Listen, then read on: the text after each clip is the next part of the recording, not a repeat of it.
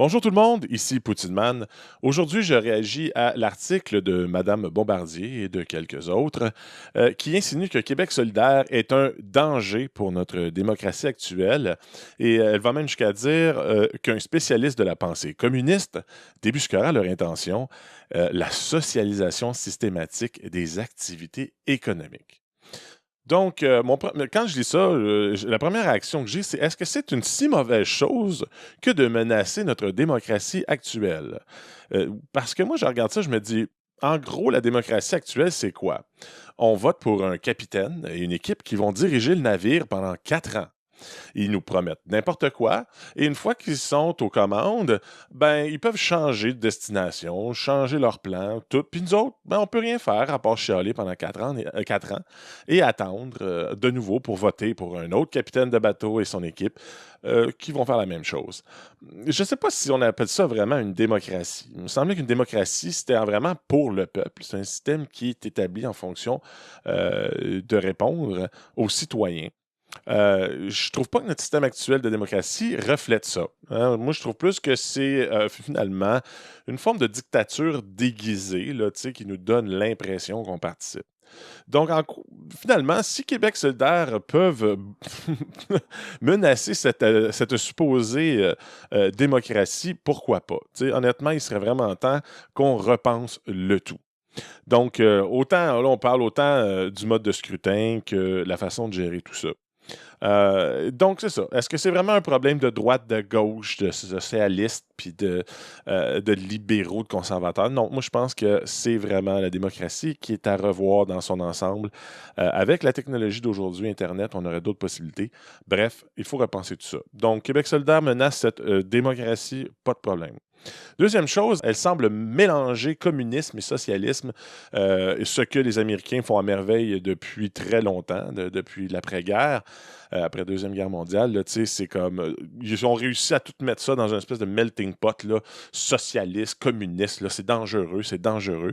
Tu sais, puis j'entends un peu ça dans le discours de Mme Bombardier, qui reste un peu figée dans cette mentalité-là, là, tu sais, qui me semble très américanisée. Elle dit finalement que le socialisme là, tu sais, va nous mener à la banqueroute, là, en gros, que ça va atteindre finalement notre capitaliste libéral et que c'est un danger. Donc, pour notre économie. Ben, je veux juste dire une chose, la Chine est une république socialiste, oui, république socialiste, et c'est la première économie mondiale. Donc, est-ce que le socialisme équivaut à dire que ça va nous mener dans la misère? Pas nécessairement. C'est pas une menace nécessairement à l'économie. Deuxième chose, évidemment, là, quand on parle de socialisme, on parle toujours de l'étatisation, dans le fond, de la socialisation des ressources et des entreprises et de ces choses-là. Encore là, ça, c'est quelque chose que j'entends depuis belle lurette. Là, tu sais, c'est toujours, ah, non, non, non, il faut pas faire ça. Au contraire, il faut privatiser, il faut privatiser.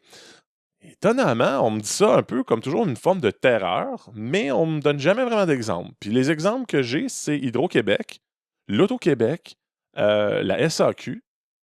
Puis sérieusement, je vois aucun problème là-dedans. Ça va super bien. Même que, tu sais, si Hydro-Québec fait des bénéfices records, en principe, c'est supposé nous revenir. Donc, j'aimerais qu'on explique en quoi ces espèces de sociétés d'État sont si dangereuses parce que je ne vois pas du tout.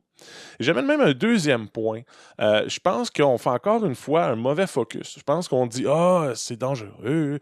Une fois que tu mets ça dans les mains du gouvernement, ça devient mal géré, tout ça. Ben, c'est justement le problème, ce n'est pas d'étatiser les compagnies, c'est d'avoir un mauvais gouvernement. Il ne faut pas mélanger les deux, hein, me semble. En tout cas. Donc, moi, j'ai rien contre que toutes les compagnies appartiennent au gouvernement si finalement le gouvernement me représente et que finalement l'actionnaire, c'est le peuple. Moi, j'ai rien, aucun problème là-dedans. En fin de compte, si les compagnies font du profit, ben ça revient dans mes poches, ça revient au peuple. Donc, ça devrait nous aider comme nation et comme individu. Fait que, go, étatisons tout rendu là, les ressources, les compagnies. Le problème, c'est qu'encore une fois, si on compare à une compagnie dans le domaine privé, quand il y a des actionnaires, il y a un conseil d'administration. Si le conseil d'administration ne répond pas aux attentes des actionnaires, ils n'attendent pas 4 ans pour le sacrer dehors. Crois-moi que ça va vite, là. On te le sort de là.